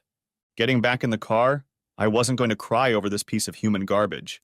I felt sorry for Diana, though. I hoped they didn't have kids, or if they did, they were grown, so the divorce wouldn't affect them. No doubt he'd claim I was crazy or lying, but I knew intimate details about this man that only a wife should know. Driving aimlessly around town, I had no idea where to go. The kids were with Emily and Mark and their families. I didn't want to get involved, even though I had a standing invitation from both of them. I stopped at the house I'd kept after the divorce, but I couldn't decide to go inside and spend Christmas alone. Sighing to myself, I put the transmission in gear and drove across town to the house my ex-husband now called home. Pulling up to the house, I walked up to the door and knocked. Mark opened the door after a few seconds, took one look at me, opened the door wider and hugged me while I cried. "I kept ruining everything," I sobbed, snuggling into his chest. What I hadn't expected in any way was to feel another person hugging me. "Stay with us," Emily said. "You're still family, Louise." "Mark?" "You were always welcome to join us, Louise. Our children are here, and you get to spend time with our daughter, too. I can introduce you as Aunt Louise." I leaned back and looked at his handsome face. He hadn't changed much in the 5 years since our divorce. He looked just as happy as he had in the early years of our marriage. Are you sure you're okay? Both of them took one of my hands each. We're sure, Mark replied. It's Christmas, a time for family, a time for gratitude, but also a time for forgiveness. I've already forgiven you, Louise. I think it's time for you to forgive yourself. My daughter smiled and hugged me as I held my grandson, whom Zara had given birth to earlier in the year. Mark's parents were friendly to me as always. They were introduced to Emily's parents, who were polite and friendly. Matthew hugged me for what seemed like hours. My son is now a young, strong, broad man. After spending the day with such a loving family, I was finally able to smile.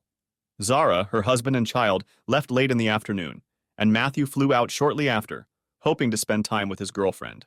Both parents left early, leaving me with Mark, Emily, and their 3-year-old daughter. I explained what had happened while we sipped our wine. Both were sympathetic and understanding.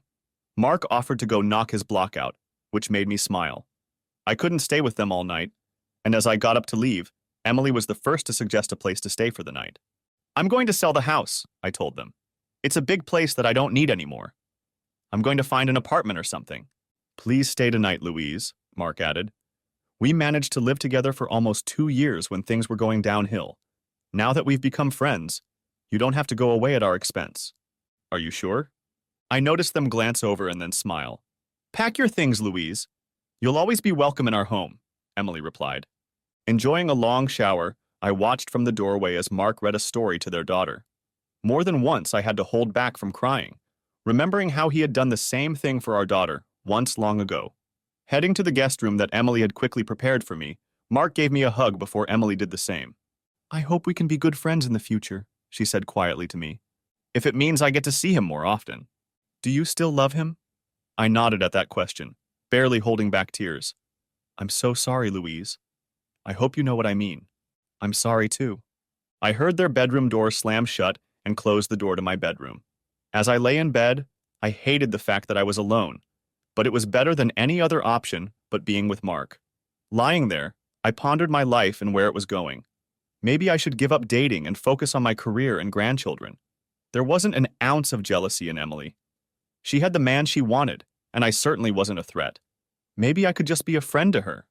Tomorrow was another day. Eventually, I would figure it out. The end. Thanks for watching. I hope you enjoyed it, so subscribe to my channel and watch the next video.